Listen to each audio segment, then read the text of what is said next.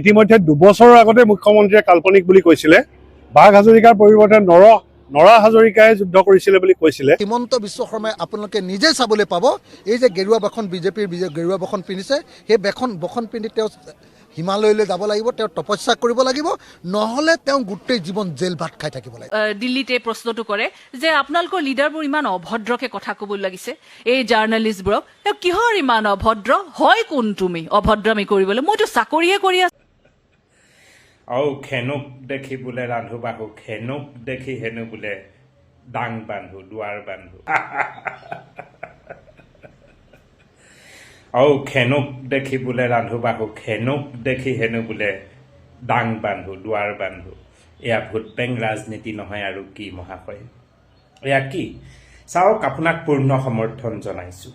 বৰ্তমানলৈকে কোনোৱে যিটো কাম কৰা নাই, আপুনি যদিও বা সেইবোৰ কেৱল ঢোল ঢুলুকি বজাই আছে, তথাপিতো যে কিবা এটা কৰিছে তাক মই পূৰ্ণ সমৰ্থন জনাইছোঁ। প্ৰতিজন অসমীয়াই জনাইছে।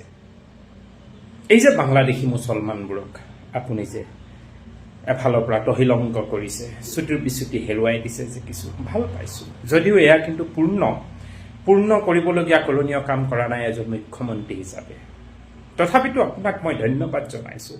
কিন্তু এনে কেনে কথা মহাশয়? খেনুক দেখি ৰন্ধা বঢ়া, খেনুক দেখি টাং বন্ধা। হিন্দু হ'ল বুলিয়েই আপুনি ভোট বেংক স্বাৰ্থত আপুনি নিজ মুখেৰে কৈছে যে 65 হ'ল অনা অসমীয়া খিলঞ্জীয়া মানুহ আৰু 35% খিলঞ্জীয়া ভূমিপুত্ৰ মানুহ হ'ল, গতিকে এই বিবাদটো হৈছে। আপুনি এই বিষয়টো নিজে জানি আপুনি কেনেকৈ ক'ব পাৰিলে যে আমি বেয়া পাওঁ সেই মুছলমানসকলক বাংলাদেশী, গতিকে তেওঁলোকক আমি এভেকশ্যন কৰি দিছোঁ, কিন্তু কিবাটো কৰিব নোৱাৰোঁ? আপোনাক আমি এতিয়া কিবাটো কৰিব কোৱা নাই নহয় মহাশয়। হিন্দুৰ নামত যিসকল এই পাখণ্ডসকলে যি প্ৰভু শ্ৰীৰামৰ নামটো কলংক আনিছে, জয় শ্ৰীৰাম শব্দটো কৈয়ে খিলঞ্জীয়াৰ ভূমিতে খিলঞ্জীয়াক গো বেক ধ্বনি দিছে, আৰু যে কি অভাইচ মাতেৰে শব্দ ব্যৱহাৰ কৰিছে, ইহঁতৰ লগত কি কৰা প্ৰয়োজন?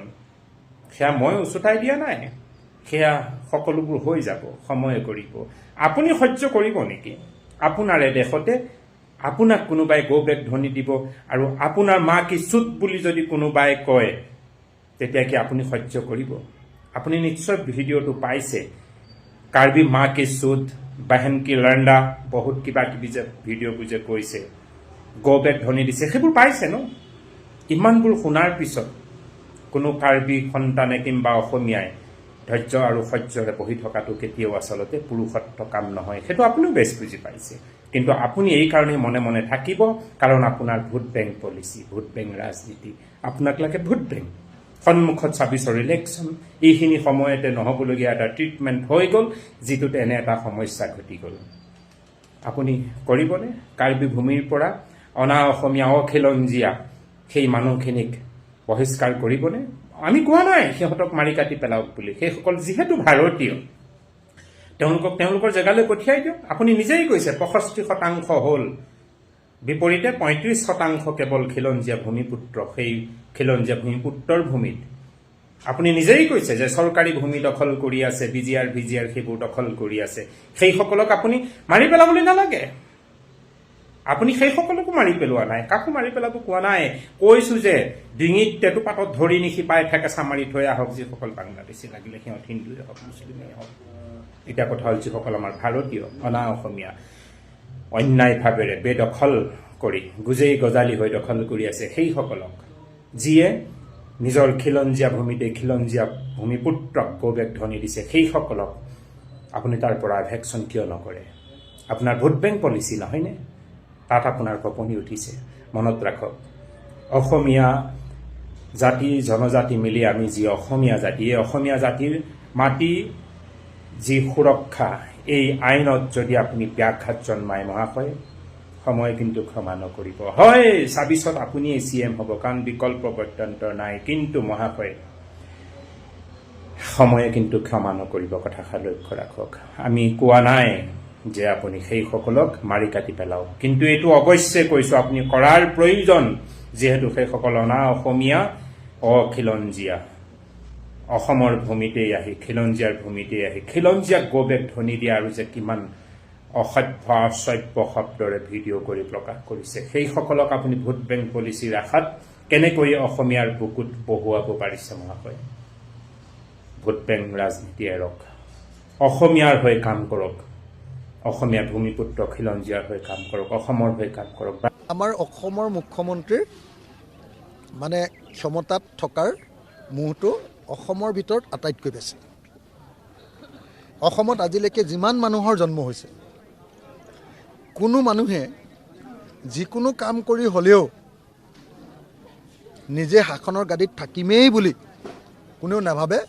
তেনেকুৱা ধৰণৰ একমাত্ৰ ভালে বেয়াই যি কাম কৰি হ'লেও, লাগিলে দেশ বিক্ৰী কৰি হ'লেও, লাগিলে নিজক বিক্ৰী কৰি হ'লেও, লাগিলে পৰিয়ালক বিক্ৰী কৰি হ'লেও, নিজৰ মানুহক বিক্ৰী কৰি হ'লেও দেশ শাসন কৰিম বুলি ভবা অসমৰ একমাত্ৰ মানুহজনৰ নাম হিমন্ত বিশ্ব শৰ্মা। তেওঁৰ কাৰণে আদৰ্শ কথা নাই, তেওঁৰ কাৰণে ক্ষমতা আৰু টকা, এইটোৱে হ'ল তেওঁৰ একমাত্ৰ আদৰ্শ। সেইকাৰণে আমি চাওক, আমিতো সদায়তো কোনেও কৈ নাথাকে যে শংকৰ আজানৰ দেশ। অসমৰ মানুহে এনেই সাধাৰণভাৱে শংকৰ মাধৱৰ দেশ বুলিয়ে কয়, কিন্তু তেতিয়া শংকৰ আজানৰ দেশ বুলি কয় যেতিয়া একতাৰ কথাটো আহে, সংহতিৰ কথাটো আহে। যেতিয়া হিমন্ত বিশ্ব শৰ্মা বা বিজেপিয়ে যেতিয়া অসমৰ মানুহৰ মাজত হিন্দু মুছলমানৰ কাজিয়া লগাবলৈ যায়, তেতিয়াহে অসমৰ মানুহে কয় যে আমি শংকৰ আজানৰ দেশৰ মানুহ, আমাৰ মাজত এইবিলাক বিভেদৰ ভাৱ নাই। কালি আপোনালোকে নিশ্চয় দেখিছে 25 তাৰিখৰ দিনা আপোনালোকে নিশ্চয় দেখিছে যে কেনেকৈ খ্ৰীষ্টানসকলৰ খ্ৰীষ্টমাছটো, কেনেকৈ খ্ৰীষ্টমাছত কেনেকৈ গৈ বিজেপিৰ এটা দল বজৰং দলে কেনেকৈ আক্ৰমণ কৰিছে নলবাৰীত, কেনেকৈ গুৱাহাটীত আপোনালোকে দেখিছে শ্বপিং মলত কেনেকৈ ধৰণে খ্ৰীষ্টমাছ আয়োজনৰ ওপৰত কেনেকৈ আক্ৰমণ কৰিছে আপোনালোকে নিশ্চয় দেখিছে। তাৰমানে এই দলটোৰ কামটো হ'ল যে হিন্দু মুছলমানৰ মাজত কাজিয়া লগাই দিয়া, হিন্দুৰ পক্ষত কথা কোৱা, কাৰণ হিন্দুৰ সংখ্যা ভাৰতত বেছি, তেতিয়াহ'লে আমি ভোটটো ফ্ৰীকৈ পাম। এইটোৱে হ'ল হিমন্ত বিশ্ব শৰ্মা। গতিকে আউট এণ্ড আউট একদম ভৰিৰ তলৰ পৰা মূৰৰ চুলিৰ ওপৰলৈকে অনবৰতে কেৱল 2 নম্বৰী কথা চিন্তা কৰি হিন্দু মুছলমানৰ কাজিয়া লগাই থাকিব খোজা মানুহজনৰ নাম যিহেতু হিমন্ত বিশ্ব শৰ্মা, গতিকে তেওঁৰ কাৰণে শংকৰ আজান বুলি শব্দটো নাই, তেওঁৰ কাৰণে আছে অকল হিন্দু মুছলমানৰ কাজিয়াৰ শব্দটো, তেওঁৰ কাৰণে অকল গেৰুৱা বসন্তটোহে তেওঁক চিনি পায়। মই সেইকাৰণে সদায় কৈ আছোঁ যে তেওঁৰ এনেকুৱা ধৰণৰ দেশ বিভাজনকামী এনেকুৱা কথা কোৱাৰ কাৰণে 2026 অসমৰ মানুহে হয় তেওঁক ব্ৰহ্মপুত্ৰত দলিয়াই দিব, নহ'লে হিমন্ত বিশ্ব শৰ্মাই আপোনালোকে নিজে চাবলৈ পাব এই যে গেৰুৱা বসন বিজেপিৰ গেৰুৱা বসন পিন্ধিছে, সেই বসন পিন্ধি তেওঁ হিমালয়লৈ যাব লাগিব, তেওঁ তপস্যা কৰিব লাগিব, নহ'লে তেওঁ গোটেই জীৱন জেল ভাত খাই থাকিব লাগিব। মই আপোনালোকক কৈ দিছোঁ, আপোনালোকে হয় নে নহয় নিজে দেখিবলৈ পাব যে হিমন্ত বিশ্ব শৰ্মাৰ অটপালিয়ে আজি তেওঁ ক'ব লাগে কি মুখ্যমন্ত্ৰী হিচাপে যে 3 টকাৰ নিমখ আজি গৈ 30 টকা হ'ল, আমি কেনেকৈ কমাব পাৰিম, সেইটো কথা তেওঁ কোনোদিন নকয়। তেওঁ কয় শংকৰ আজান নাছিলে, তেওঁ কোনোদিন নকয় যে 3 টকাৰ মুৰ্গীৰ ডিম এতিয়া 10 টকা হ'ল, তেওঁক কেনেকৈ কমাব পাৰি। 414 টকাৰ গেছ চিলিণ্ডাৰৰ দাম আজিৰ দিনটোত 1152 টকা হ'ল, তাক কেনেকৈ কমাব পাৰি, এই কথাটো তেওঁ নাই। মানুহে ভেকুলীৰ বিয়া পাতি আছে, পথাৰত পানী নাই, পানী যোগান কেনেকৈ হ'ব পাৰে এইটো কথা নাই। অসমৰ ল'ৰাই গৈ বেংগলোৰত গৈ মৃত্যুবৰণ কৰিছে, তেওঁলোকক ল'ৰাবিলাকক ঘূৰাই আনি অসমত কেনেকৈ সংস্থাপন দিব পাৰি এইটো কথা নাই। নিবনুৱা সমস্যা 23 লাখ আছিলে বিজেপি চৰকাৰ অহাৰ আগলৈকে, এতিয়া 33 লাখ হ'ল, সংখ্যা বাঢ়ি গ'ল। তাৰপিছত তাৰ সংখ্যা কেনেকৈ কমাব লাগে সেইটো চিন্তা তেওঁলোকৰ নাই। কি চিন্তা তেওঁলোকৰ? হিন্দু মুছলমানৰ কাজিয়া লগোৱা আৰু ভোট তোলোৱা। গতিকে মই ভাবোঁ যে হিমন্ত বিশ্ব শৰ্মাক এইবাৰ বিদায় দিয়াটো খাটাং। 126টা সমষ্টিৰ কেপিটেল দিছপুৰ ৰাজধানী, তাত মাটিৰ পট্টা নাই, তাত ৰাস্তা নাই, তাত ইলেক্ট্ৰিচিটি নাই। আপোনালোকে জানেনে এতিয়া এনেকুৱা অঞ্চল আছে য'ত ইলেক্ট্ৰিচিটি নাই। GMC বোলে গুৱাহাটী মিউনিচিপালিটি কৰ্পৰেশ্যন নৰ্থ ইষ্টৰ ভিতৰত চবতছে ডাঙৰ GMCৰ ৱাৰ্ড কাউন্সিলৰ আছে, কিন্তু ইলেক্ট্ৰিচিটি নাই। কোনে চাব এইবিলাক? চৰকাৰে চাব, চৰকাৰেতো চাই আছে। মাননীয় মুখ্যমন্ত্ৰী মহোদয় তো ঘোঁৰাত উঠি উন্নয়নৰ ঘোঁৰাত উঠিতো চেকুৰি কিমান আগুৱাই লৈ গৈছে, হয় নে নহয় কওক? সেই উন্নয়নটো আমাৰ দিছপুৰৰ অলি গলি কিয় নাই? আজিও কিয় খোৱা পানী টোপাৰ কাৰণে কিয় আজি এই অৱস্থা হৈছে? কিয় পশ্চিম গুৱাহাটীত যদি আগতে আৰম্ভ কৰে, ইয়াৰ বিধায়কে কিয় নকলে মই এইবিলাক নাজানো ভাই। দিছপুৰ ৰাজধানী প্ৰথম দিছপুৰৰ পৰা আৰম্ভ কৰে, প্ৰথম আমাৰ দিছপুৰৰ মানুহে পাব লাগিব। মই দিছপুৰৰ হয়, মই দিছপুৰৰ ভোটাৰ হয়, মই দিছপুৰত ভোট দিওঁ। বাঘ হাজৰিকা কাল্পনিক চৰিত্ৰ বুলি অখিল ভাৰতীয় বিদ্যাৰ্থী পৰিষদৰ এখন সভাত ইতিমধ্যে 2 বছৰৰ আগতে মুখ্যমন্ত্ৰীয়ে কাল্পনিক বুলি কৈছিলে। বাঘ হাজৰিকাৰ পৰিৱৰ্তে নৰা হাজৰিকাই যুদ্ধ কৰিছিলে বুলি কৈছিলে। এতিয়া কথা হ'ল কি, অসমৰ মুখ্যমন্ত্ৰীক তেতিয়াই আমি উজনি অসম মুছলিম কল্যাণ পৰিষদৰ পৰা প্ৰত্যাহ্বান জনাইছিলোঁ যে বাঘ হাজৰিকা যদি কাল্পনিক চৰিত্ৰ হয়, তেনেহ'লে আমাৰ যিবিলাক মহাভাৰত, আমাৰ যিবিলাক আহোম বুৰঞ্জীত যে চুৰ বচা দল আছিলে, এজন চুৰ বচা সেনা 100জন আহোম সেনাৰ সমান কাম কৰিছিলে। এই চুৰ বচা দলৰ নেতৃত্বত আছিল বাঘ হাজৰিকা ওৰফে ইছমাইল ছিদ্দিকী। আৰু এনালছ এণ্ড বাদশ্বাহত নামৰ যিটো বুৰঞ্জী আছে, স্বৰ্গদেউ ৰুদ্ৰসিংহ বুলি তথ্যনিষ্ঠ আৰু বস্তুনিষ্ঠ বুৰঞ্জীবিদ সূৰ্য কুমাৰ ভূঞাই উল্লেখ কৰিছে যে বাঘ হাজৰিকা আছিল, বাঘধৰা পুখুৰী আছে শিৱসাগৰৰ কাষত, আৰু বাঘ হাজৰিকা আছিল গড়গাঁৱত আছিল আৰু ইয়াৰ পৰা যুদ্ধ কৰিবলৈ গৈছিল। আৰু বাঘ হাজৰিকা যদি কাল্পনিক চৰিত্ৰ, তেতিয়া এনালছ এণ্ড মোগল বাদশ্বাহত আৰু স্বৰ্গদেউ ৰাজেশ্বৰ সিংহ নামৰ বুৰঞ্জীত এজন তথ্যনিষ্ঠ বুৰঞ্জীবিদ ডক্টৰ সূৰ্য কুমাৰ ভূঞাই ইমান মিছা কথা কৈ গ'ল নেকি, সেই বুৰঞ্জীখনো মুখ্যমন্ত্ৰীয়ে বা তেওঁলোকে অস্বীকাৰ কৰিব পাৰিব নেকি? প্ৰথম কথা। দ্বিতীয় কথা, অসমৰ মুছলমানে কেতিয়াও বাঘ হাজৰিকা বা আজান ফকীৰৰ দৰে কাল্পনিক চৰিত্ৰলৈ চিন্তা নকৰে। আজান ফকীৰ পাছত আহিছিল পাৰস্যৰ পৰা, বাগদাদৰ পৰা আহিছিল। তেনেকৈ অসমত প্ৰব্ৰজনৰ ইতিহাস আছে। টাই আহোমকে আদি কৰি স্বৰ্গদেউ চাওলুং চুকাফাও তেওঁলোকে মৌমাহৰ পৰা আহিছিলে। অসমত প্ৰব্ৰজনৰ ইতিহাস আছে। তেনেহ'লে চাওলুং চুকাফাক অসমৰ পিতৃপুৰুষ বুলি কোৱা হয়। তেনেহ'লে আজান ফকীৰে যি বৰগীত জিকিৰ ৰচনা কৰি অসমীয়া ভাষা সাহিত্যলৈ অভূতপূৰ্ব অৱদান আগবঢ়াই গ'ল, সেই অভূতপূৰ্ব জিকিৰ আৰু জাৰিক অসমীয়া সমাজে আজি অস্বীকাৰ কৰিব পাৰিব নেকি?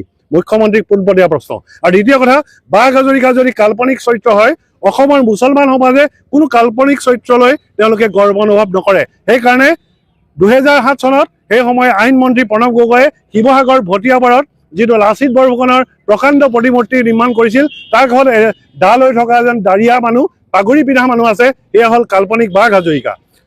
সৰ্বানন্দ সোণোৱালৰ দিনত গুৱাহাটী ব্ৰহ্মপুত্ৰ পাৰত যিটো স্মাৰক বনাইছে, তাতো এজন পাগুৰি মৰা এজন দাৰিয়া মানুহ আছে, সেয়ে হৈছে কাল্পনিক বাঘ হাজৰিকা। মুখ্যমন্ত্ৰীক অনুৰোধ জনাইছোঁ যে অসমীয়া মুছলমানে কাল্পনিক বাঘ হাজৰিকা চৰিত্ৰ সঁচাকৈ যদি নাই, এখন তদন্ত কমিটি, অনুসন্ধান কমিটি, উচ্চ স্তৰৰ কমিটি গঠন কৰক, যাতে বাঘ হাজৰিকা নাই যদি বাঘ হাজৰিকাৰ 2টা প্ৰতিমূৰ্তি, গুৱাহাটী আৰু শিৱসাগৰ ভটিয়াপাৰত 2টা বাঘ হাজৰিকাৰ কাল্পনিক প্ৰতিমূৰ্তি তেওঁলোকে কুঠাৰ মাৰি বা বুলডেজাৰ চলাই ভাঙি পেলাবলৈ অসমৰ মুখ্যমন্ত্ৰীক আমি অনুৰোধ জনাইছোঁ। আৰু এটা কথা কৈছোঁ, মুখ্যমন্ত্ৰী ডাঙৰীয়া, আপোনালোকে কৈছে নহয় মহাৰাজ পিঠু বুলি কৈছে নহয়, তেওঁলোকে কৈছে নহয় বক্তিয়াৰ খিলিজীক পৰাস্ত কৰি পঠিয়াইছিলে। আমি কৈছোঁ, উজনি অসম মুছলিম কল্যাণ পৰিষদে কৈছোঁ, মহাৰাজ পিঠু কাল্পনিক চৰিত্ৰ। কাৰণ কালিদাস বৰাৰ যিখন বুৰঞ্জী আছে, তেওঁ আৰ্লি হিষ্ট্ৰী অফ কামৰূপা, সেই হিষ্ট্ৰীৰ বাদে ৰজা পিঠুৰ কথা ক'তোৱে উল্লেখ নাই। তেনেহ'লে বাঘ হাজৰিকাৰ কথা যদি বুৰঞ্জীবিদ সূৰ্য কুমাৰ ভূঞাক যদি নস্যাৎ কৰি বাঘ হাজৰিকা কাল্পনিক হয়, তেনেহ'লে কালিদাস বৰুৱাৰ যিখন বুৰঞ্জী আৰ্লি হিষ্ট্ৰী অফ কামৰূপা, সেইখনতহে কেৱল আমাৰ উল্লেখ আছে মানে মহাৰাজ পিঠুৰ কথা। তেনেহ'লে আমি মহাৰাজ পিঠুকো অস্বীকাৰ কৰিব লাগিব নেকি ইতিহাসে? সকলো দলে কেনেকৈ আমি সন্মিলিতভাৱে যুঁজিব পাৰোঁ। আমাৰ মূল কথাটো হ'ল বিজেপিক উৎখাত কৰিব লাগে আৰু তাৰ কাৰণে একতাৰে যুঁজিব লাগে। আৰু ৰাইজে যি বিচাৰে, ৰাইজৰ যিহেতু আমি সকলো সেৱক, ৰাইজৰ যিটো আহ্বান, ৰাইজৰ যিটো নিৰ্দেশ, সেইটো মানিয়েই প্ৰতিগৰাকী আমাৰ ব্যক্তিয়ে, প্ৰতিগৰাকী দলৰ নেতাই আগবঢ়াটো প্ৰয়োজন বুলি মই অনুভৱ কৰোঁ। তেনেকৈতো আৰু যিটো মিত্ৰতা হৈছে, মিত্ৰতাটো হ'ব লাগিব। মিত্ৰতা যিকেইটা দল আছে, সেই দলকেইটাৰ লগত আলোচনা নকৰিলে বেলেগৰ লগততো মিত্ৰতা নহয়, দলসমূহৰ লগতে মিত্ৰতা হ'ব। এইটো এটা চাইণ্টিফিক কথা। আৰু এটা দলৰ লগত মিত্ৰতা হ'ব, দলৰ লগত কথা বতৰা পাতি আলোচনা হ'ব। যদি মিত্ৰতাৰ কথাটো যদি সেইটোত যদি গণভোট হ'বলগীয়া হয়, সেইটো বেলেগ হ'ব কথাটো। মহিলাসকলক হিতাধিকাৰী আঁচনি দিছে আৰু যুৱক যুৱতীসকলকো দিছে বা ছাত্ৰ ছাত্ৰীসকলকো লক্ষ্য কৰি ল'ব পাৰে। কিন্তু তাৰ মাজত আমি যিটো তেওঁলোকে এই হিতাধিকাৰী আঁচনি দিওঁতে অতদিনে যাক যাক বঞ্চিত কৰি ৰাখিছে, বিজেপিৰ দলৰ তেওঁলোকৰ পৰিয়ালৰ মিতিৰ কুটুম চাই যিবোৰ তেওঁলোকে হিতাধিকাৰী আঁচনি ধন দিছে, সেইবোৰতো ৰাইজে জানে। গতিকে সেইবোৰ লৈ আমি ৰাইজৰ মাজলৈ যাম। আমাৰ চৰকাৰ হোৱাৰ লগে লগে কোনো ধৰণৰ দল চাই, কোনো ধৰণৰ বিভেদ মানে মূলক চিন্তাৰে এই কথা কেতিয়াও নহয়। যি উপযুক্ত মানুহ, দল যিয়ে নহওক লাগিলে উপযুক্ত দুখীয়া মানুহে পাব লগা অধিকাৰ পাব। তেওঁলোকে পক্ষপাতদুষ্ট আচৰণ কৰিছে, আমি সকলোকে ন্যায় দিবৰ কাৰণে ব্যৱস্থা গ্ৰহণ কৰে। আৰু দ্বিতীয়তে তেওঁলোকে কেৱল মাত্ৰ হিতাধিকাৰীৰ যোগেদি মানুহক দাস আৰু গোলাম বনাই ৰাখিছে। আমি মানুহক জলকল্যাণ কৰ্মী আঁচনিও ল'ম, লগে লগে মানুহক স্বাভিমানে নিজে উৎপাদন কৰিব পৰা, নিজে উপাৰ্জন কৰিব পৰা পৰিৱেশটো আমি বনাম, আত্মনিৰ্ভৰশীল। সেইকাৰণে আমাৰ শ্লোগানটোৱে হ'ল ঘৰে ঘৰে আমি, ঘৰে ঘৰে উপাৰ্জন। এইটো ৰাইজে কৈছে, ইয়াতে দল সংগঠনৰ কথা নাই, জনগণে কৈছে। এইটোতো কিমান দিনৰ আগৰ পৰা কৈ আছে, 14 চন, 16 চন গ'ল, 19 গ'ল, 21 গ'ল, 24 গ'ল, বাৰে বাৰে ললিপপটো খুৱাই থাকি লাভ নাই।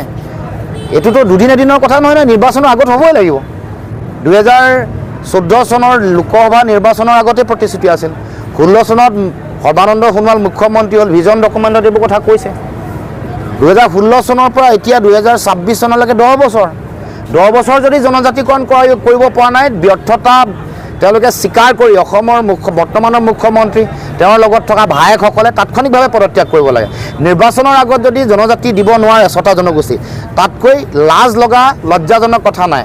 গতিকে নিৰ্বাচনৰ আগতেই তেওঁলোকে পদত্যাগ কৰি বেলেগৰ হাতত মুখ্যমন্ত্ৰী দায়িত্ব দিব লাগে। এইটো আমাৰ সকলোৱে বিৰোধীক এইটো লাজ লগাই, মানে ব্যৰ্থতা ঢাকিবৰ কাৰণেতো যি টি ক'বই আৰু নিজে নিকম্মা বুলি বুজাবৰ কাৰণে এইটো কাম কৰিব লগা হৈছে। মন্ত্ৰীসকলে নিজে কৈছে, এইটো এই বাক্যতে প্ৰমাণ কৰিছে যে মই নিকম্মাটো বুলি ইমপ্লাইড নিজে নিজে কৰিছে। মোৰ কোনো কাম নাই, ৰাইজে জনগণে বুকুত মই নিকম্মা বোলা এখন হৰ্ডিং লগাই দিব লাগে, বেনাৰ এখন লগাই দিব লাগে।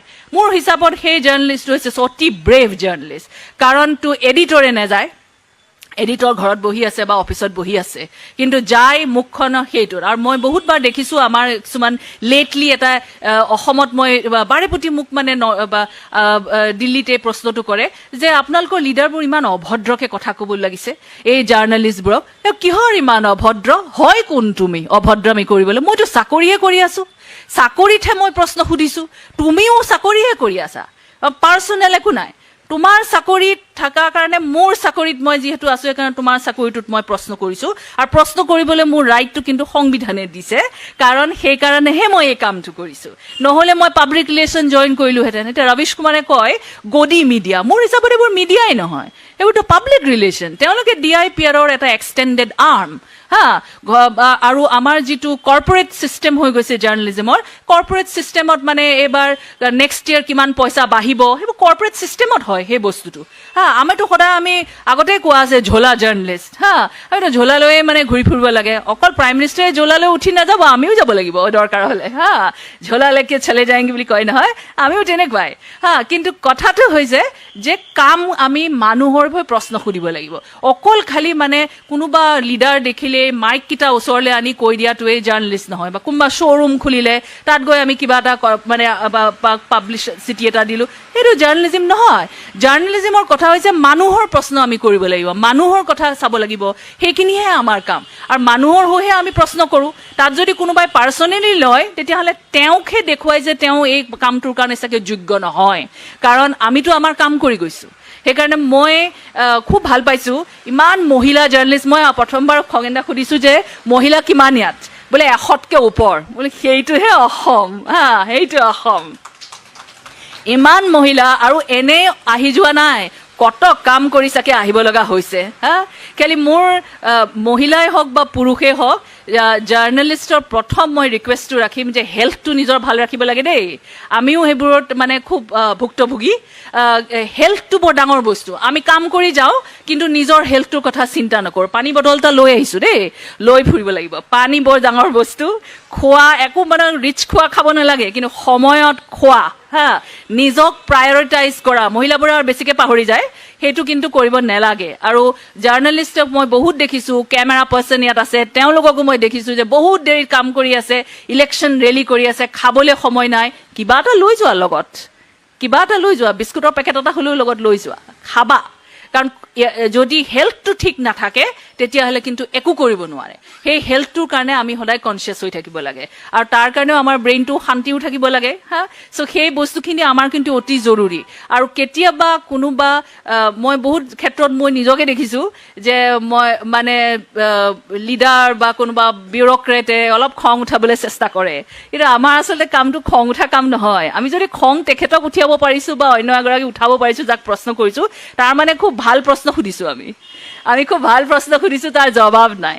জবাব নাথাকোঁতে আকৌ কেতিয়াবা অন্য প্ৰশ্ন এটাও কৈ দিয়ে দেই, এইটোহে সুধিব লাগে। তাৰ মানে সেইটোত সেই মানুহগৰাকী মানে সেইটোৰ জবাব আছে। যিটো প্ৰশ্ন জবাব নাই, সেই প্ৰশ্নটোহে আমাৰ কাৰণে ষ্টৰি, আমাৰ কাৰণে সেইটোহে ষ্টৰি, যিটো প্ৰশ্নত জবাব দিব পৰা নাই।